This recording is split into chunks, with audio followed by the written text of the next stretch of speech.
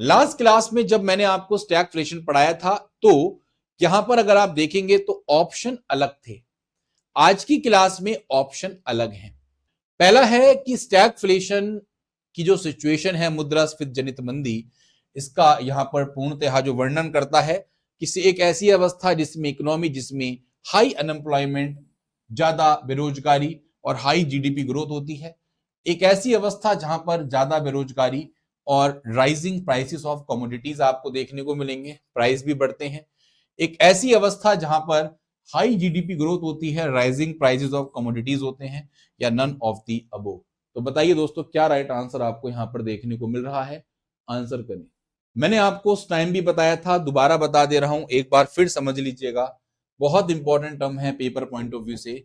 जब भी मैं कभी स्टैगफ्लेशन की बात करता हूं, मुद्रास्फीति जनित मंदी की बात करता हूं, तो इसमें दो चीजें हैं।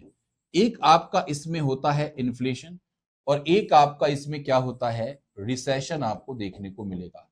जब भी कभी अर्थव्यवस्था में मुद्रास्फीति होती है तो हमेशा जो प्राइस लेवल है आपके जनरल प्राइस लेवल, वो बढ़ रहे होते हैं। और रिसेशन जब भी होगा तो इस केस में जो अनएम्प्लॉयमेंट है, जो बेरोजगारी है, वो आपकी क्या कर रही होगी, बढ़ रही होगी। बात समझ रहे हैं? तो स्टैगफ्लेशन एक ऐसी अवस्था जिसमें मुद्रास्फीति और मंदी एक साथ हो रही हैं, तभी इसका नाम क्या है, मुद्रास्फीति जनित मंदी।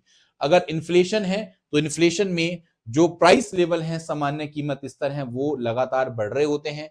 और रिसेशन में बेरोजगारी बढ़ रही होती है। क्यों बढ़ रही होती है, इसके लिए हम आपको कभी विस्तृत रूप से क्लास कवर करेंगे, तब डिस्कस करेंगे। फिलहाल ऐसी अवस्था जिसमें प्राइस लेवल भी बढ़ रहा हो और बेरोजगारी भी दोनों एक साथ बढ़ रही हो, उस अवस्था को आप क्या बोलेंगे, स्टैगफ्लेशन। ऐसा कहां देखने को मिल रहा है? तो ऐसा मुझे देखने को मिल रहा है हाई अनएम्प्लॉयमेंट, बी ऑप्शन में। यस और नो? मुझे बी ऑप्शन में यहां पर देखने को मिल रहा है। आप में से काफी स्टूडेंट्स ने बी ऑप्शन इस क्वेश्चन का आंसर किया है। अर्थव्यवस्था की एक ऐसी दशा जिसमें हाई अनएम्प्लॉयमेंट और राइजिंग प्राइसेस ऑफ कमोडिटीज आपको देखने को मिलती है। ठीक भाई बात। लेकिन स्टैगफ्लेशन एक ऐसी सिचुएशन है साथियों, जो अथॉरिटीज जो हैं, हमारी जो देश की जो प्राधिकरण है, यानी कि जो हमारे देश में फिस्कल पॉलिसी लाई जाती है, राजकोषीय नीति, या हम बात करते हैं मौद्रिक नीति की, उनको एक तरीके से परेशानी में डाल देती है। क्योंकि अगर आप एक तरफ इन्फ्लेशन को कंट्रोल करने की कोशिश करोगे, ठीक है, तो आपको मॉनेटरी पॉलिसी के रेट टाइट करने होंगे, बढ़ाने होंगे एक तरीके से। भाई मॉनेटरी पॉलिसी के जो रेट्स हैं उसको आप टाइटनिंग मॉनेटरी पॉलिसी करोगे, उससे अनएम्प्लॉयमेंट पर फर्क पड़ेगा। समझ रहे हैं? मॉनेटरी पॉलिसी को आसान करोगे तो आपके जो कमोडिटी के प्राइस हैं वो और बढ़ने लग जाएंगे।